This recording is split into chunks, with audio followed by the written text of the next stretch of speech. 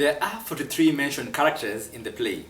Some are stock, some minor, some major, or the round ones, or if you like you can call them flat.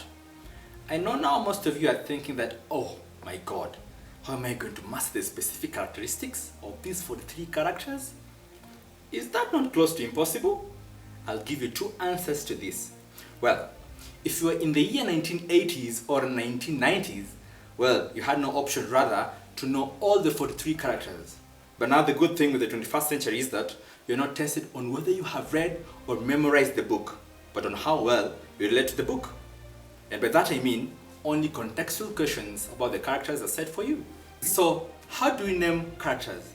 I'll take you back to the first lesson of English in high school, where we looked at parts of speech and settled on adjectives. Now, an adjective is a word that adds or gives us more information about a noun or a pronoun.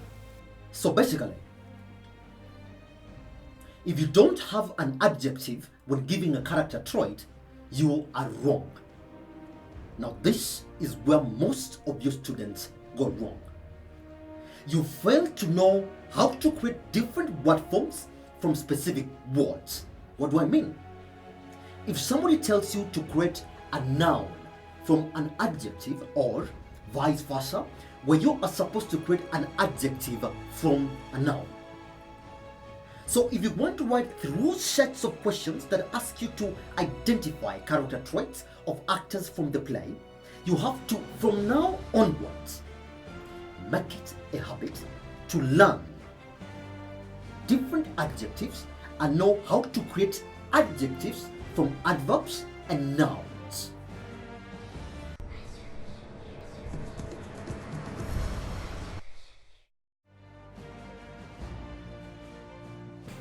Georgi Abashvili is the governor of Nuka and the husband to Natella and the father to Michael. You don't get to see him that much because he is killed by his brother Asen Kazbeki in the first scene during the coup d'etat. But this guy, even the short time that he's in action, portrays some character that we cannot shut our own eyes to. What makes this guy ignorant is that he is a governor with a tacit mandate to look into the security issues of Nuka.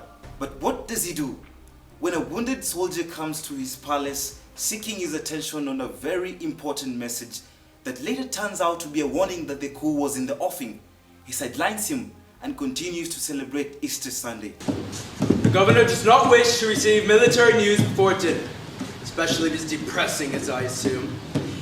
What an ignorant Abashvili. I don't see where it is written that on Easter, people are not supposed to receive bad news. Won't you hear the messenger from the capital, Excellency? He arrived this morning with confidential papers. Not before service, Shaba. But did you hear Brother Kazbeki wish me a happy Easter? Which is all very well, but I don't believe it did rain last night. Why does the governor tell the adjutant he doesn't want to hear bad news on an Easter Sunday even if it concerns his life? This man is just too conservative. He only wants to stick to the routine nature of doing things.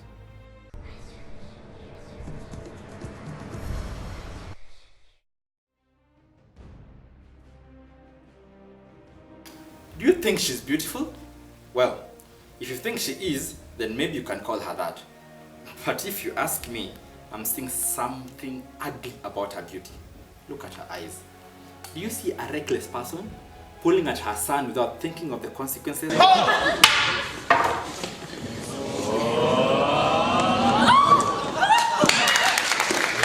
the matter with you? You're getting pulled!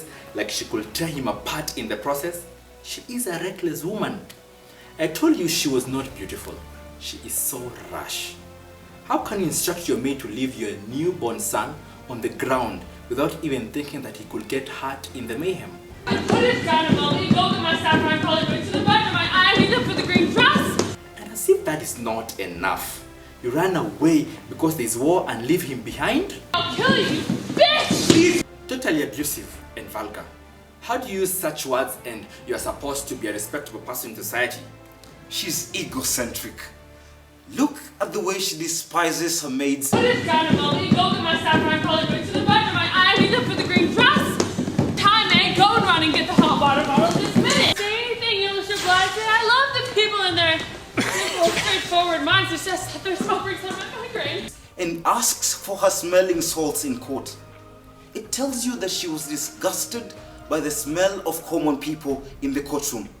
She's contemptuous that even after Azdak has been appointed judge, she disrespects him and claims that she had hated him from the moment she set eyes on him. Oh,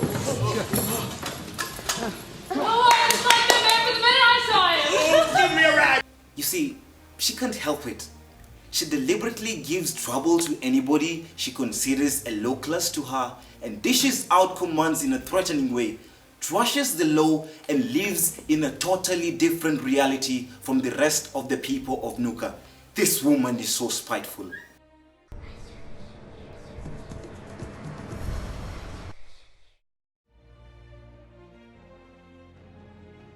Shalva Zeratelli paints a picture of an employee who strictly sticks to his duties and carries out them fully. The governor does not wish to receive military news before dinner, especially if it's depressing, as I assume. In the afternoon, His Excellency will confer with prominent architects. They're staying for dinner too. Gentlemen, welcome. His Excellency expects you at dinner. He will devote all his time to you and your great new plans. Come! I mean, if we had a company, he would always win the employee of the month. We call this kind of person dutiful. And maybe where you may want to take something out of him is that he may have gotten a little bit abusive when under duress.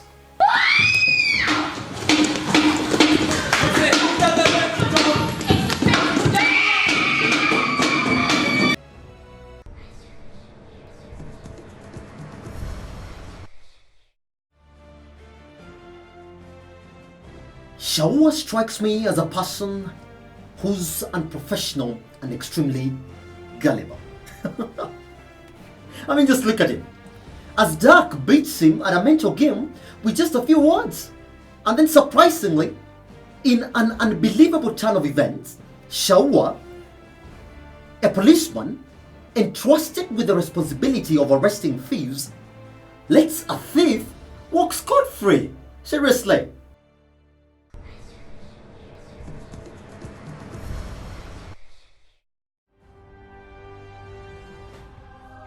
You see, if you give me a very beautiful lady like Grusha, give me $1 million and tell me to leave her alone, I won't at all. I won't. Let me be poor for the rest of my life. But with such a beauty next to me, that beauty in Grusha, that passionate connection that they had with Simon, is that one that almost makes you stop doing anything and be with your lady. Your wish to know my plans fills me with satisfaction. I've been ordered to accompany Madame Abishwili as her guard. But hasn't the palace guard mutinied? That's a fact. Isn't it dangerous to go with her? In Tiflis, they say, isn't stabbing dangerous for the knife? You're not a knife. You're a man, Simon Shashava. What has that woman to do with you? That woman has nothing to do with me. I have my orders and I go. But Simon overrides this and follows Natella to exile because that is his duty as a soldier. We can't call this guy dutiful. No, he's not. That is more than duty. This is loyalty and dedication. The way this man flirts and tries to win Grusha is a piece of art. I usually have my pickup lines of speaking to ladies, but I tell you, if I were given the fluency and mastery of those lines that Simon is using on your girlfriend or on your boyfriend, let me assure you, he or she could be in trouble. Has the young lady been down to the river again? Yes, at the poultry farm. Really? At the poultry farm? Not higher up, maybe? Near those willows? I only go to the willows to wash the linen. Exactly. Exactly what? Exactly that. I don't know what I could learn about those willows. Not even if there was a bush opposite that one can see everything from? Everything that goes on when a certain person is washing linen? What does go on? Will the soldier say what he means and have done? Something goes on. Something can be seen. Could the soldier mean I dip my toes in the water when it's hot? There's nothing else. There's more. Your toes and more. Is the young lady impatient? Does she want apples in winter? What do you call this kind of a person? Hey, and I don't mean it's me. We call this kind of people flat. So in this case, he is a flat. But now, what is his character? Flirtatious. And imagine that after 2 years of absence from Bush's life, he comes back to her and picks at the same momentum. I wish the lady to know I will swear I am the father of the child. Thank you, Simon. At the same time, I also wish the lady to know my hands are not tied, nor hers. He was loving and reliable. He although becomes an accommodative or impatient when he doesn't give time to Gusha, who's trying to explain to him the circumstances that led to her marriage. Give me back that cross I gave you. Better still, throw it in the stream. Simon Shashaba, don't go away! It isn't mine! It isn't mine! He becomes remorseful and in a way apologizes for not understanding Grusha's circumstances and becomes totally supportive towards her in the end. But again, he somehow becomes temperamental in court when he exchanges abusive words with Azdak, therefore easily passing out as contemptuous. When the horse was shot, the horsefly held out its leg, as the saying is. Better a treasure in manure than a stone in a mountain stream.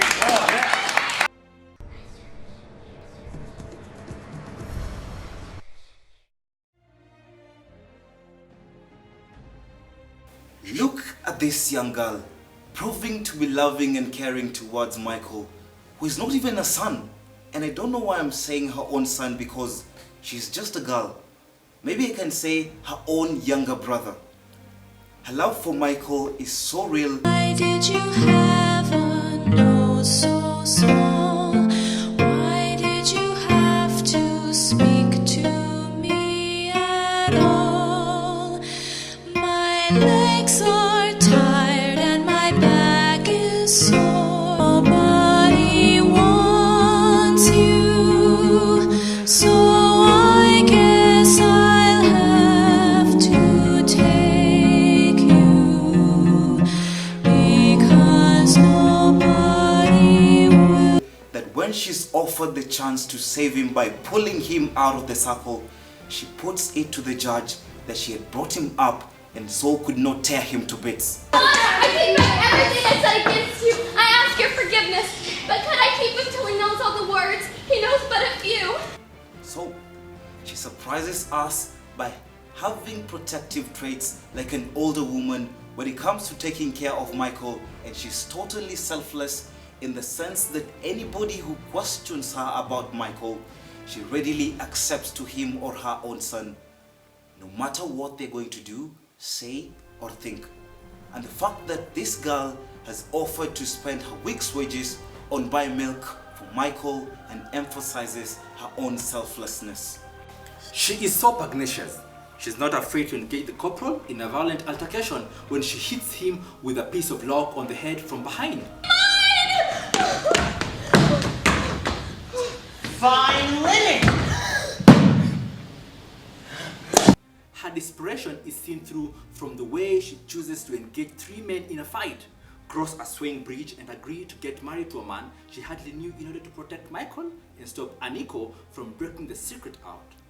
But at the same time, you may want to point out that Grusha is rash in her decisions, notably when she accepts Lavrenti's idea of marrying Jussa, crossing an old bridge, risking both her life and that of Michael, and maybe engaging 3 men in a fight. You may want to take this back and say she is an optimist, because you get the feeling that she's guided by the hope for a better future. I admire this young girl. Although just a girl, she knows that an elderly mother will not abandon a toddler under any circumstances. Where did you leave your child? I'll show you both! Now, her witty and crafty nature leads her to lay Michael by the doorstep of a peasant woman. Good heavens, what's this? A husband? What is it? Let me finish my soup. Where's your Haven't you got one? Oh, it's a boy. Who for sure, amid protests from her husband, takes him in. But you have to give it to her for being an enduring girl, to stand all the pain, humiliation, and then welcome adventure in order to save Michael and be with Simon. I am not a pig! How are the hills? In the valley? How are your stockings held into position? You put me in that state. Put 3 policemen on my back, then put an old bridge on the verge of collapsing, then you'll only give me 3 minutes before I break. Now, can you imagine a woman who shares a bed with a man for almost a year and never gives in to sexual advances? Do you know how hard that is? Now, Grusha stands out to be totally dependable because, with evidence, she tells Simon despite her marriage to Joseph, nothing has changed between them.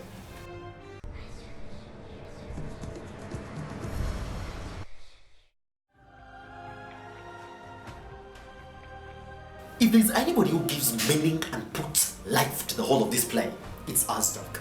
Look at it. It possesses all the character traits that paint picture to the general life in Cruzinia. You have to remember that Azdak is a refugee from Persia. Look at him. When appointed as judge, this guy is so contemptible in all his rulings that it's almost inevitable for one to challenge or get gutted by his decisions. Justice! Come on, take it, brother! Pass him here! Right here! Bring him up! You bribe taker! I've no respect for you! Even if it were 30, I tell you what I think of your justice, you drunken onion! And this guy is corrupt to the point that he receives bribes in open court. The court wants to know the lawyer's fee. I beg your pardon? 500 piastres to answer the court's most unusual question. And he cares not whether they are poor or rich. What do you call a man who tells a young girl that the only thing she should be doing is wiggling her backside and making suggestive eyes to him? Incidentally, I'll fine you 10 piastres for contempt of court. And you're a very silly girl to turn me against you, instead of wiggling your backside, making eyes at me to keep me in a good temper. 20 piastres! And he walks out of court to the open air so that he can use it to his advantage to see more nakedness of women. You know, he even tells Ludovica to take off her veil so that he can admire her face. Proceeds to flirt with her in court, and it's possible that after he leads her to the stable alone, look at that, he might have had sex with her. I don't care what you're going to say, but this one, Azdak, he is promiscuous. Azdak is always calculating on how he can benefit from the cases he was judge. He makes rulings against the rich and gives them big fines. It's falls to sea. They'll be converted into a playground for the children. They'll need it. I decided it'll be called after me, as Dex Garden. He benefits from the relief of seeing the rich bow down to him by getting harsh judgment. He also strikes us as a schemer. His big aim is to condemn the prince's regime. So what does he do? He banishes Natella from Nuka and offers the governor's states to the community. He gives Grusha Natella's son to make sure that she will never have any claim in Nuka. But now, surprisingly, even as a judge, he turns out to be totally abusive. That's true. You people are too dumb. Not to cheat me. I know you people. You are so inland. What do you want to see? You dogs. Oh, good morning, dogs. How goes it? Well, he paints himself as a man who doesn't have a lot of positive traits in him. But look at his last ruling. Place the child in the center. Stand near the circle, both of you. The true mother is she who can pull the child from the circle.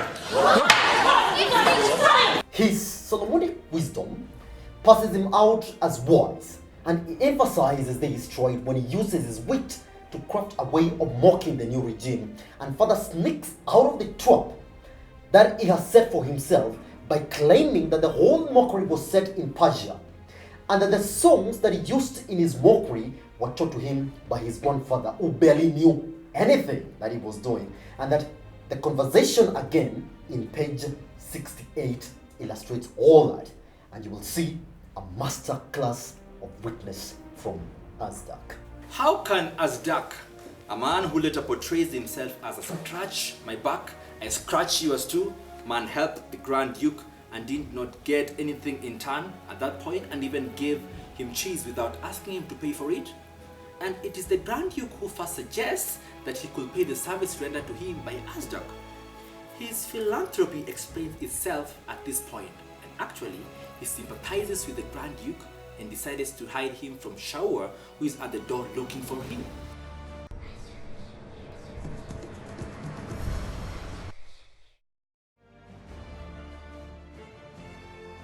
Lavrenti is Grusha's brother and Aniko's husband. If there's a man that every wife dreams to have, is Lavrenti. I mean, he is totally humble and submissive towards his wife. Aniko's needs come first in the house. But you can't stay here long with the child. She's religious, you see. He cannot make a ruling for his sister to stay with him and wait for Simon because Aniko is too religious to do that. So, what he does is draft a plan to marry off Grusha to a dying man. You need a place to stay, and because of the child, you have to have a husband so people don't talk. Now, which is a wise plan hadn't the man miraculously recovered. But he shows us that he's really supportive because he gets into his sister's shoes, and it looks beautiful how he bails out Grusha from Aniko's flying questions. I told it was. The governor got killed. yes, we heard there were riots. Your aunt told us. Remember, Aniko? Here it's quiet. City people always want something going on. Stop! Don't take the cake out of the oven yet! Where on earth are you? Is there a father? I thought not. We must think up something. She's religious. No servants. You have a child. It's mine. Heaven, she's ill. What are we going to do? I think it's a sickness, Aniko. Sit down. Sit down. Is the child hers? Yes, mine. She's on her way to her husband. If your husband's not in the city, where is he? She got married on the other side of the mountain, she says. On the other side of the mountain, I see.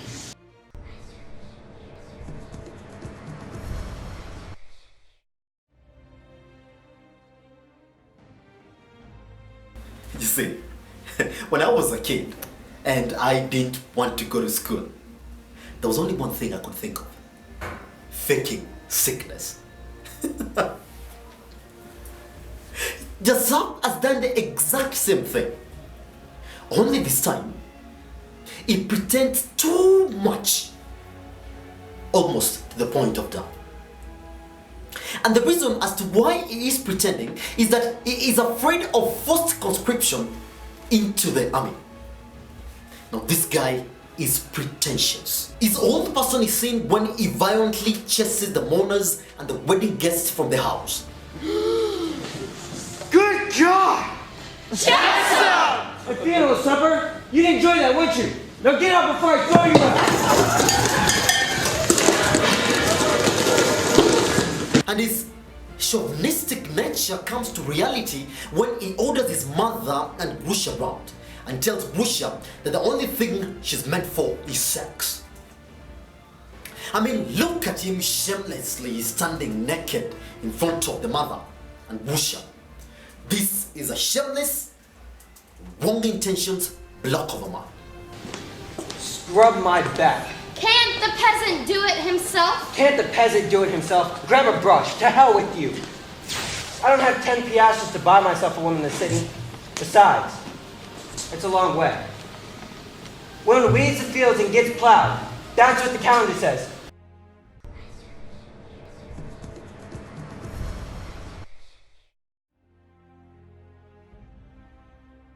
Aniko is Lavrenti's wife and for a period of time, Grusha's sister-in-law. She is religious. That you can confirm from Lavrenti, whose behavior is influenced by how much the wife is religious. She is paranoid. She takes other people's problems personally and thinks they are going to happen to her. That's good. I wanted to talk to you about Anika. She has a good heart, but she's very, very sensitive. People need only mention our farm and she's worried. She takes everything hard, you see. One time, our milkman went to church with a hole in her stocking. And ever since, Anika has worn 2 pairs of stockings in church. What a woman. She is too inquisitive. She gives Grusha no breather as she keeps on asking her about her husband and the child. Wife, Anika. I thought you were in service in Nukta. Yes, I was. Wasn't it a good job? We were told it was. We must think up something. She's religious. No servants. You have a child. It's mine. If your husband's not in the city, where is he? Has your husband got a farm? And therefore, it is almost inevitable for her to be judgmental, since she concludes that Grusha has scarlet fever just because she had her matter. Waiting, sit down, food, eat. I think it's just weakness. It's scarlet fever! Well, if you want to give a benefit of doubt, you can call her religious and ask yourself just one question. Does her strict adherence to religion strike her as a conservative? And is it right for her to be called sensitive by Lavrenti? She is totally conservative. She cannot allow Grusha to stay with the kid without the presence of the husband, who is at home just because her religion does not allow.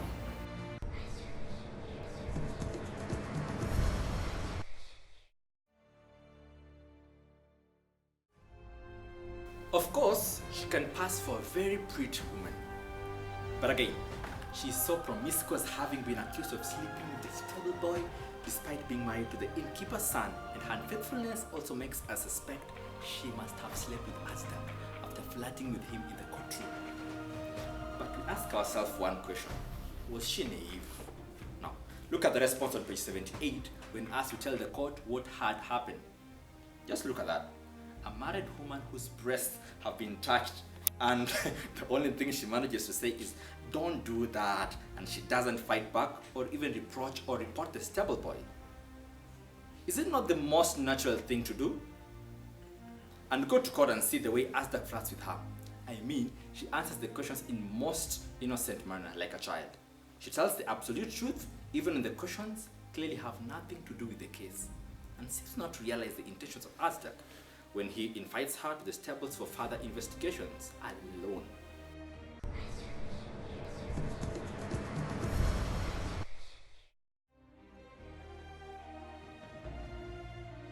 How can somebody who calls himself a monk be drunk and enjoy all the worldly pleasures, something they have sworn against? The level of unprofessionalism shown by the monk in the play, whom we know as Brother Anastasius, is just too outstanding. Thank you. Again.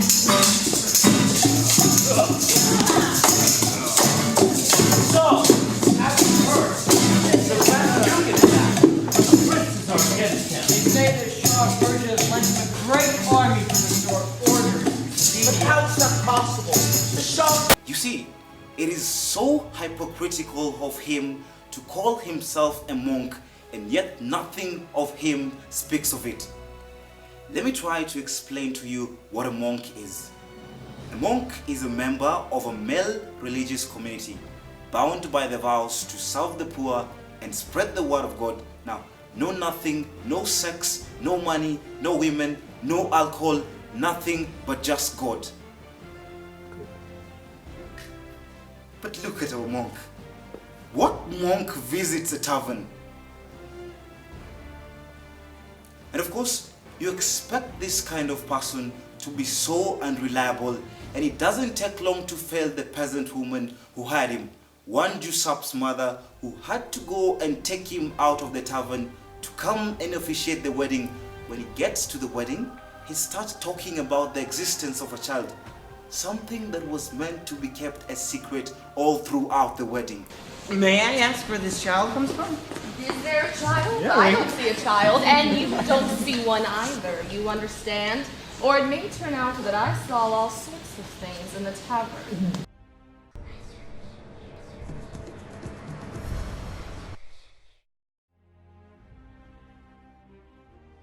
In as much as this woman doesn't really become an integral part of the major plot of the play, she acts as a bridge between the Northern Mountain and the events that lead to Grusha getting back to Nuka. She is Jesup's mother. She is a pessimist. Through all the time she has spent with Jesup, she doesn't at any one time talk about or show any hope of her son's recovery. And in fact, she wishes him quick death to save her from the agony of having to bake more cakes for the mourners the next day on page 53, conversation 2. Gossiping already, and wolfing down the funeral cakes at the same time. He doesn't die today, I'll have to bake some more tomorrow. She also strikes as deceptive, since she doesn't want the monk to see the child when he comes to the wedding. So what she does is, she takes Michael, leaves him with Lavrenti, and during the wedding, she beckons him to hide the little boy away from the monk.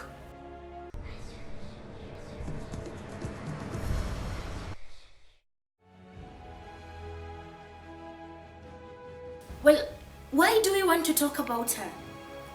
She takes Michael in after Grusha leaves her by the doorstep.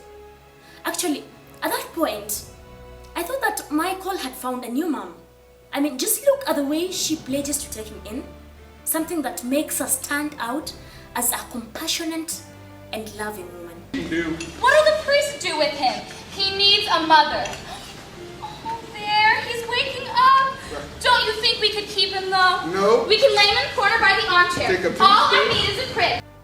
But before we get carried away by her act of taking the baby, did you just see how rude and imposing she was towards the husband? By the armchair. Take a piece All of I food. need is a crib. Too much I can take food? him in the field Keep with us up me. all night.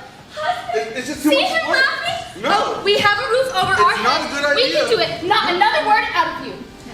The same character about her comes out when Grusha tries to suggest that they should change the expensive linen on Michael to hide his identity. She shuts her up and claims that she makes the rules in her own house. In my house, but I must have a little talk with you. Take all the fine linen in my house. I make the decision. You can't vomit in my room. And why did you abandon it? It's a sin. Who could have thought that this woman would fall from being rude and imposing to a cowardly woman who is at the mercy of the corporal and the iron shirts who have come to a house seeking for Michael? She breaks and betrays Grusha and Michael instantly without hesitation. Shouldn't you be out in the yard feeding the hens? Soldier, I didn't know a thing about it. Please don't burn the roof over our heads. What are you talking about? I had nothing to do with it. I swear not to let come my course. I can also be tempted to call her paranoid. Look at the way she has freaked out when Grusha informs her that the iron shirts are after her and the baby. Hey, you mustn't give it to him. Say he's yours. Yes. If you hand him over, they'll run him through. Yes, but suppose they ask for it. The silver for the harvest is in. If you hand him over, they'll run him through right here in this room. You've got to say he's yours. Yes, but what if they don't believe? You must be firm. They'll burn the roof over us. Just remember that even when you're giving the specific character traits of the actors in the play, only 2 rules will guide you. You have to use an adjective to describe the character, and you must stick to the 5 W's and an H. You make sure that this is always in your answer. We have no problem with characterization. Well, now you have all the guidelines and the general structure to the way you are supposed to go around the characters in the play. I may be tempted to say that I fear that a few of you will use this as the only reference when it comes to answering questions, testing you on this. Please, if that is what you're planning to do, then let me take this off, because you will be wrong, so wrong. The only thing that you're supposed to do as a bright student, which I know you are, is to read through the context that will be presented to you. First and foremost, assimilate, relate, and then answer the questions. That is the only trick. Use this and your results will be magnificent. For you to understand characterization in most sections of this set, meet me, Esther Njoroge, from Alliance High School in Season 2 as we explore ways of tackling exams in literature.